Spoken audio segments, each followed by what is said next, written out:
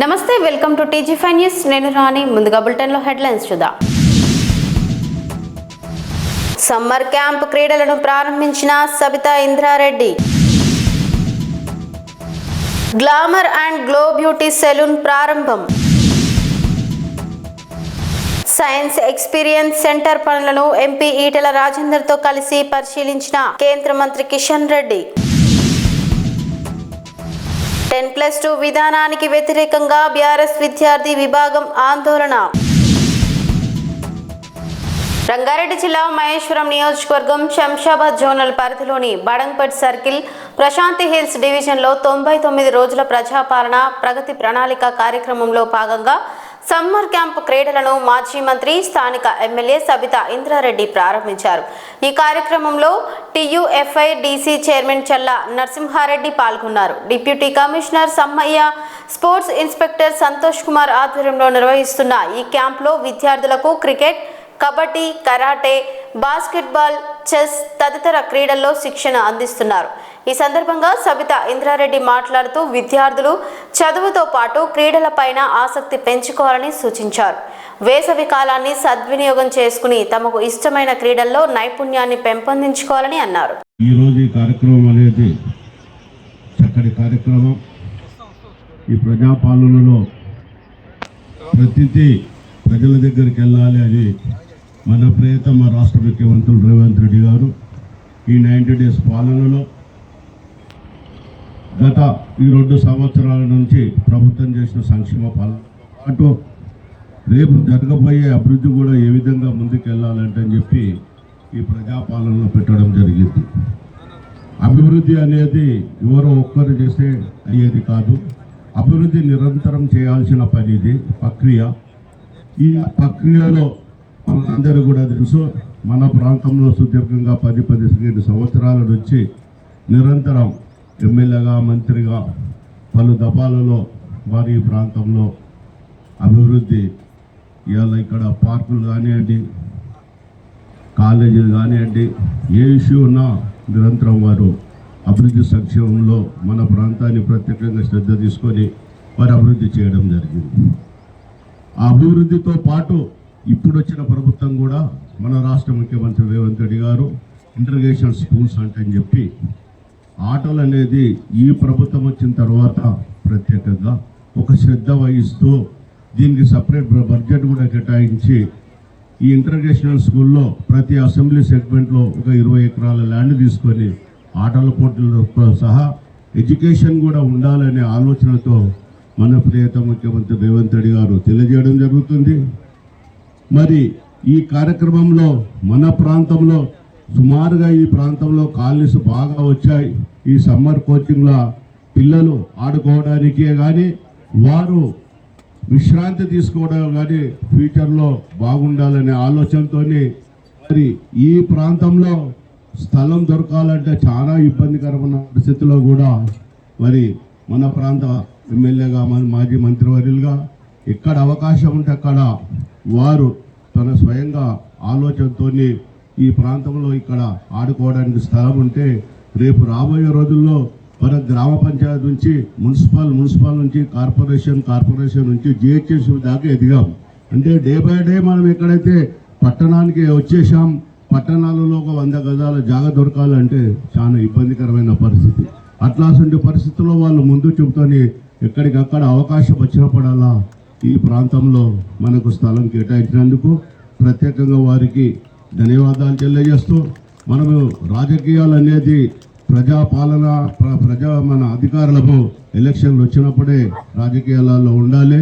అభివృద్ధి సంక్షేమం మన ప్రాంతం మనం అభివృద్ధి చేసుకోవాల్సిన బాధ్యత ఉంది. ఎందుకంటే మనం సిటీ దగ్గర ప్రాంతం, ఈ ప్రాంతంలో ఇంకా అభివృద్ధి జరగాల్సిన అవసరం ఉంది. కాబట్టి మనం అందరము అభివృద్ధి ఆలోచనలో ముందుకెళ్లాలంటే చెప్తూ నాకు ఈ అవకాశం ఇచ్చినందుకు ప్రతి ఒక్కరికి పేరున ధన్యవాదాలు. సో లైట్స్ వేసేస్తే మిస్యూజ్ కాకుండా ఉంటుంది గ్రౌండ్. చాలా మంది అడిగారు.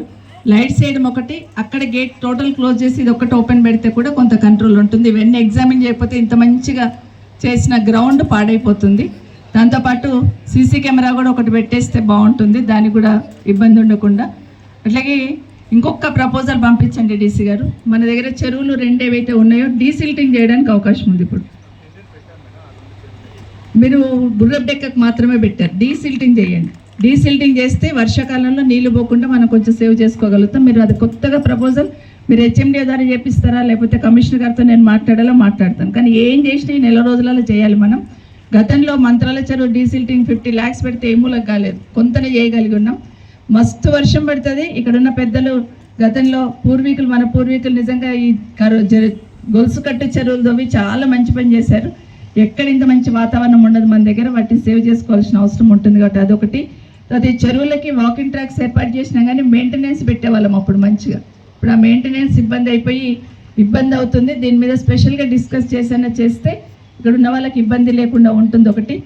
ఇంకో అంశం ఏంటంటే మన దగ్గర కాలనీలలో చాలా ఓపెన్ ప్లేసెస్ ఉంటాయి పార్కుల కోసం. టీఎఫ్ఐడిసి కూడా కొన్ని పెట్టినట్టున్నారు, బట్ ఇంకా బ్యాలెన్స్ చాలా ఉన్నాయి. వాటిని కూడా పార్కుల కోసం ప్రపోజల్ పంపిస్తే ప్రజలకు ఇబ్బంది లేకుండా ఉంటుంది. ఇవన్నీ కూడా చాలా పార్కులు ఉన్నాయి మన దగ్గర, చాలా చెరువులు కూడా ఉన్నాయి. ఒక్కసారి మీకు కొంచెం స్టడీ చేస్తే అవకాశం ఉంటుంది, అవి చేయాలని కోరుకుంటూ. అదే కాకుండా ఇక్కడ నుండి ఎంట్రన్స్లో మనకు ఒక బస్ షెల్టర్ వేశారు. ఆ బస్ షెల్టర్ రిమూవ్ చేసి ఒక రోడ్ వేసుకొస్తే ఏఈ గారు బస్ షెల్టర్ ఉందమ్మా, అది రిమూవ్ చేసి రోడ్ ప్రపోజల్ పెట్టండి, మీ కమిషనర్ గారికి డీసీ గారు పంపించేస్తారు. ఇది అందరి బాధ్యత, మనం అంతా కూడా ఇది కాపాడుకోవాల్సిన అవసరం ఉంది. అక్కడ ఒకటి కబడ్డీ కోర్ట్ కూడా ఏర్పాటు చేస్తున్నాం. అట్లే చాలామంది టెన్నిస్ కోర్ట్ అడుగుతూ ఉంటారు, షటిల్ కోర్ట్ అడుగుతూ ఉంటారు, తర్వాత స్కేటింగ్ అడిగి ఉన్నారు. దాంట్లో ఏ విధంగా మోడిఫై చేయాలో చేసి వాళ్ళకి అప్పచెప్తే అందరికి కూడా ఇబ్బంది లేకుండా ఉంటుంది. ఈ చుట్టుపక్కల కాలనీస్ నన్ను ఒక రిక్వెస్ట్ చేశారు, మంచిగా క్రికెట్ సంబంధించిన నెట్ వేసి పెట్టున్నారు, కానీ ఒక మంచి కోచ్ని పెడితే మేడం మాకు పిల్లలకు నేర్పించడానికి అవకాశం ఉంది అంటున్నారు. కాబట్టి మీరు అన్నట్టు కోచ్ని అలాట్ చేయండి. అట్లాగే ప్రత్యేకమైన శ్రద్ధతో మెయింటైన్ చేస్తే ఇది మంచి గ్రౌండ్ అవుతుందని కూడా అధికారులకు రిక్వెస్ట్ చేసుకుంటూ, మరొకసారి ఇక్కడికి వచ్చిన పిల్లలందరికీ కూడా చదువు చాలా ముఖ్యం, చదువుతో పాటు ఆటలు కూడా ముఖ్యమే. కాబట్టి మీరు స్కూల్లో గేమ్స్ ఏమున్నా కూడా స్కూల్లో కూడా పార్టిసిపేట్ చేయండి. ఇక్కడ కూడా ఈ ఇచ్చిన ఈ అవకాశాన్ని కూడా సద్వినియోగం చేసుకోమని కూడా కోరుకుంటూ, మా సోదరులందరూ ఉన్నారు ఇక్కడ. ఈరోజు ఓటర్ నమోదు సంబంధించిన ఎంక్వైరీ జరుగుతుంది సార్ కార్యక్రమం, దాంట్లో అందరూ కూడా పార్టిసిపేట్ చేయమనండి. కాలనీలో ఉన్న వాళ్ళందరూ కూడా డెఫినెట్గా మన దగ్గర ఇక్కడ ఓటు ఉంది, ఊర్లలో ఓటు ఉంది చాలామందికి. ఇప్పుడు ఏదో ఒకటే వాళ్ళు పెట్టుకోవాలి కాబట్టి మన స్పెషల్ ఇంట్రెస్ట్ తీసుకొని ఖచ్చితంగా నమోదు చేయించుకోవాల్సిన అవసరం ఉంటుందని కూడా. అదే కాకుండా కొన్ని ఇట్లా డబల్ త్రిబుల్ ఓట్లు కూడా ఉన్నాయి, కొంతమంది ఇండ్లలో తెలియకుండానే వేరే ఓట్లు యాడ్ అయిపోయినాయి. అట్లాంటివి కూడా అబ్జెక్షన్ చెప్పి తొలగించాల్సిన అవసరం. ఒకవేళ ఓటు లేని వాళ్ళు ఉంటే ఇమీడియట్గా దాన్ని మళ్ళీ యాడ్ చేసుకోవాల్సిన అవసరం ఉంటుంది. ఇది మనందరి బాధ్యతగా ప్రతి ఒక్కరు కూడా పార్టిసిపేట్ చేయాలని మరొకసారి మనస్ఫూర్తిగా కోరుకుంటూ, అన్నిటికైనా ముఖ్యంగా కమిషనర్ గారు ఇంకొక ప్రపోజల్ కూడా మీ కమిషనర్ గారికి పంపించండి. మన మీర్పేటలో పక్క కార్పొరేషన్ల కన్నా జిహెచ్ఎంసీల కన్నా మన మీర్పేటలో ఇంటి ట్యాక్స్లు ఎక్కువ ఉంటాయి.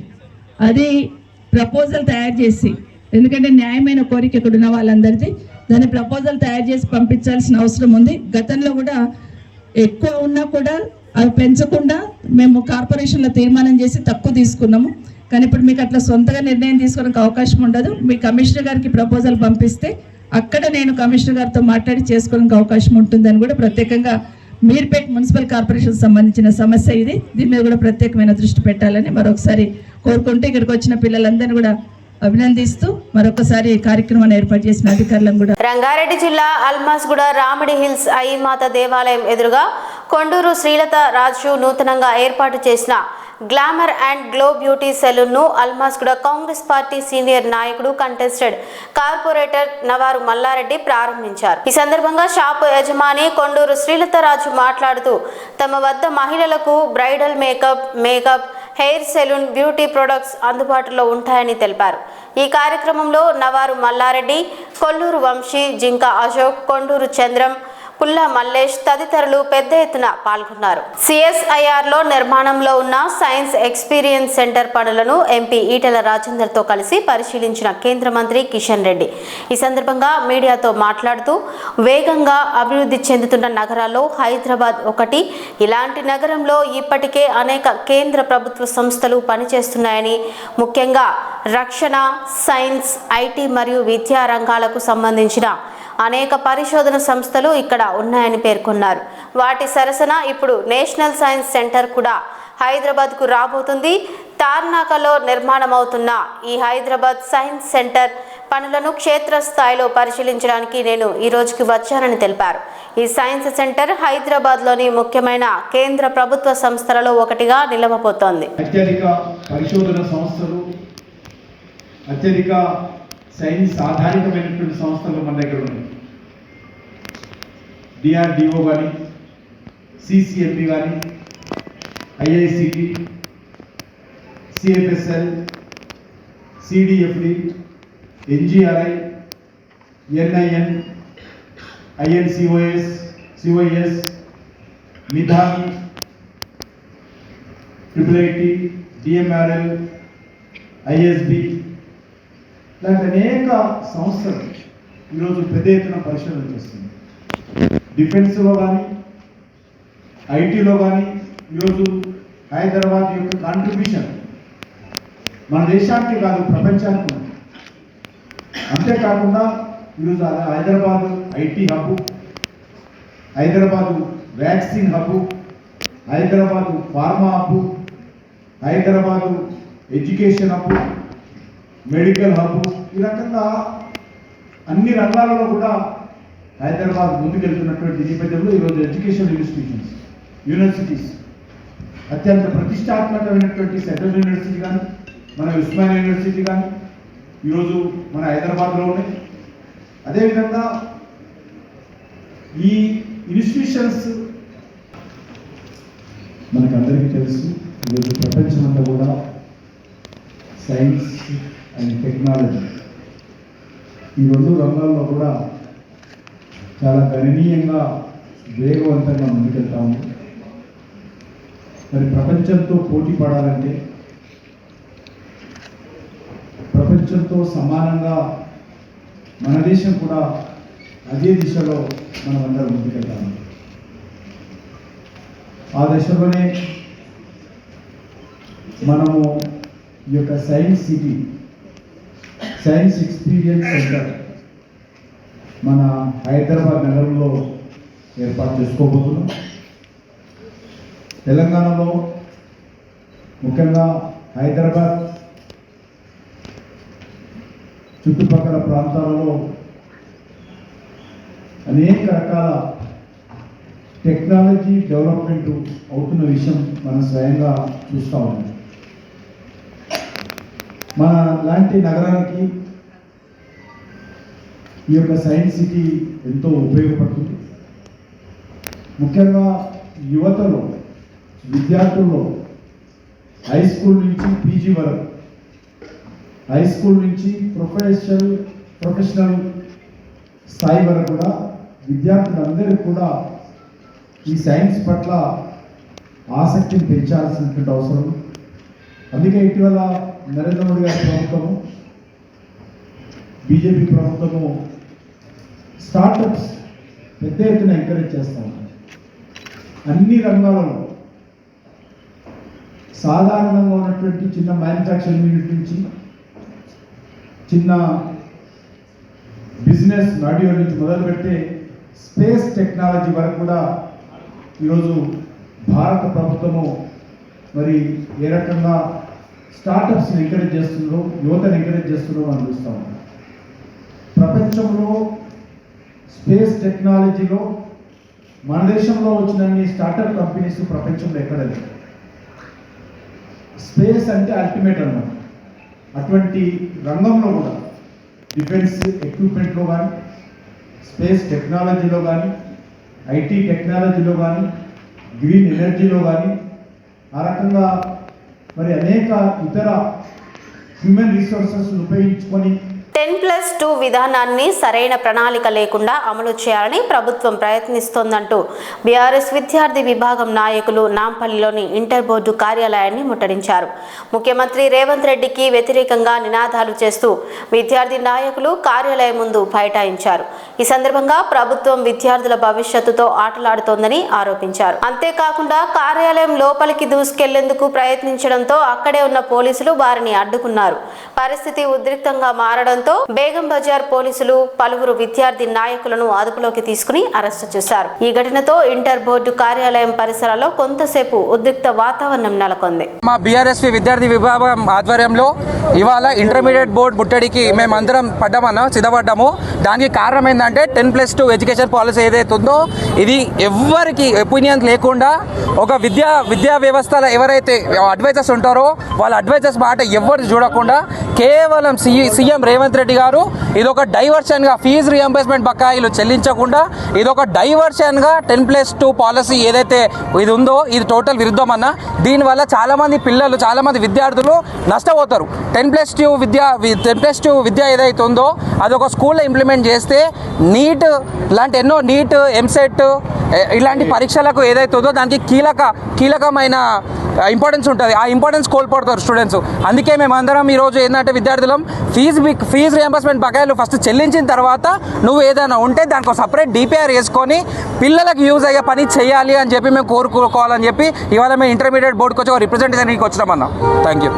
ఇవాళ తెలంగాణ రాష్ట్రంలో ఈ కాంగ్రెస్ ప్రభుత్వం ఏర్పడిన తర్వాత విద్యాశాఖ మంత్రి మరి ముఖ్యమంత్రి రెండు రేవంత్ రెడ్డి గారే చూసుకుంటున్నారు. కనీస ఎలాంటి చర్యలు లేకుండా ఎలాంటి చర్చలు జరపకుండా ఇవాళ 10+2 విద్యా విధానం తీసుకురావడం అంటే డెఫినెట్గా ఇది విద్యార్థి జీవితంతో చెలగాటం ఆడడమే. ఎలాంటి విద్యావేత్తలతో కూడా ఇట్లాంటి డిస్కషన్ చేయకుండా ఏకతాటిగా ఒక తుగ్లక్ పాలనలాగా ఇవాళ నిర్ణయాలు తీసుకుంటూ అటెన్షన్ డైవర్షన్ పాలిటిక్స్లో భాగంగా ఇది ఇవాళ కొన్ని వందల మంది గవర్నమెంట్ లెక్చరర్స్ వాళ్ళ జీవితాలు ఎక్కడ పోతాయి. ఇవాళ దేశంలోనే తెలంగాణ ఇంటర్ వ్యవస్థ ఇవాళ దేశంలోనే చాలా గొప్పది. అట్లాంటి ఇవాళ ఇంటర్ వ్యవస్థని ఇంటర్ బోర్డుని ఇవాళ రేవంత్ రెడ్డి గారు ఎలాంటి విషయం చర్చించకుండా తీసామనడం చాలా గమనార్హం. కాబట్టి ఇవాళ మేము బీఆర్ఎస్సీ నుండి ఇమీడియట్ ఇంటర్ బోర్డు తొలగించొద్దు. చర్చలు జరిపిన తర్వాతనే ముందున్న ప్రభుత్వ పాఠశాలలు సరిగా చేయండి, గురుకులాలు ఉన్న వసతులు సరిగా చేయండి, ఫీ రియంబర్స్మెంట్ ఇవ్వండి. అవన్నీ చేసిన తర్వాత విద్యావేత్తలతో చర్చించి ఈ ఇంటర్ బోర్డు గురించి మనం చర్చించాలని కూడా తెలియజేస్తూ బీఆర్ఎస్సీ నుండి ఇంటర్ బోర్డు ముట్టడించడానికి ఇవాళ బీఆర్ఎస్సీ నుండి వచ్చినాము. 100% ఇవాళ బీఆర్ఎస్సీ ఇంటర్ బోర్డుని ముట్టడించబోతున్నాము.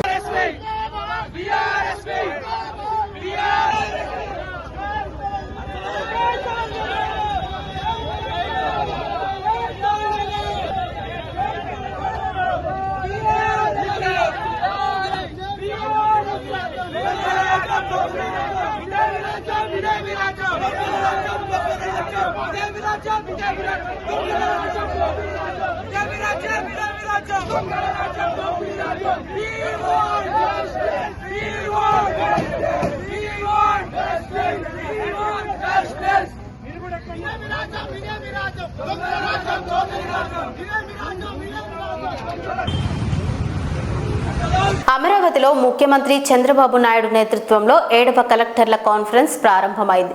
సచివాలయం 5వ బ్లాక్లోని కాన్ఫరెన్స్ హాల్లో జరుగుతున్న ఈ సమావేశానికి సిఎస్ సాయి ప్రసాద్, జిల్లాల కలెక్టర్లు, వివిధ శాఖల ఉన్నతాధికారులు హాజరయ్యారు.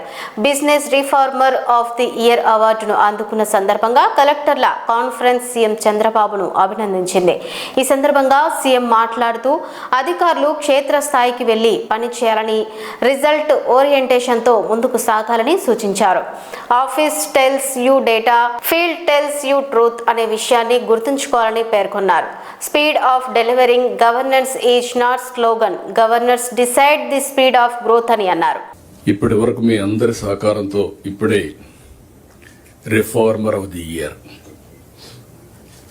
That is not my achievement, it is a collective achievement all of us. ఇక్కడుండే మనందరి సమిష్టి కృషి.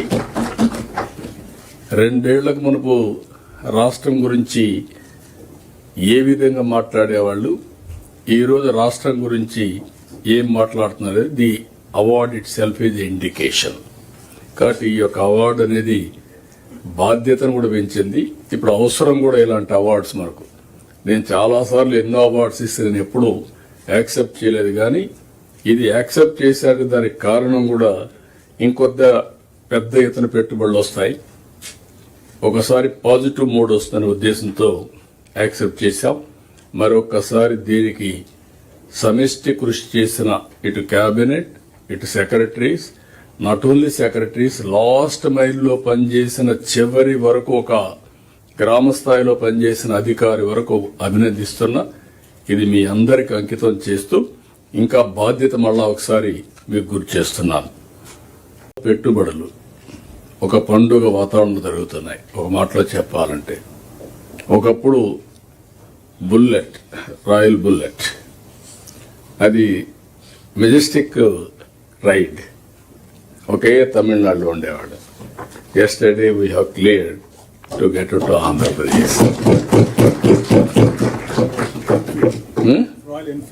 రాయల్ ఎన్ఫీల్డ్ నేను చిన్నప్పుడు కూడా కాలేజీలో ఉన్నప్పుడు రాయల్ ఎన్ఫీల్డ్ ఎక్కితే అదొక ప్రైడ్, మెజెస్టిక్ వెహికల్.